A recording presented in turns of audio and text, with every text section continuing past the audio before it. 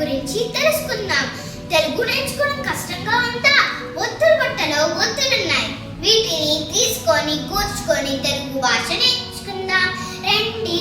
అక్కకు చుక్కకు కావద్దు, మొక్కకు సిగ్గుకు కావద్దు, మచ్చకు గుచ్చుకు చావద్దు, పచ్చికి బుచ్చికి చావద్దు, చెట్టుకు పుట్టకు టావద్దు, లడ్డుకు గుడ్డుకు టావద్దు, అత్తకు తుత్తకు టావద్దు, ముద్దకు సుద్దకు తావద్దు, అన్నకు వెన్నకు నావద్దు, కప్పకు చెప్పుకు కావద్దు, సబ్బుకు మబ్బుకు బావద్దు, అమ్మకు బొమ్మకు మావద్దు, అయ్యకు గొయ్యకు యావద్దు, కర్రకు బుర్రకు రావద్దు, చెల్లికి పిల్లికి రావద్దు, పప్పకు బొమ్మకు వావద్దు, కస్సుకు బుస్సుకు సావద్దు.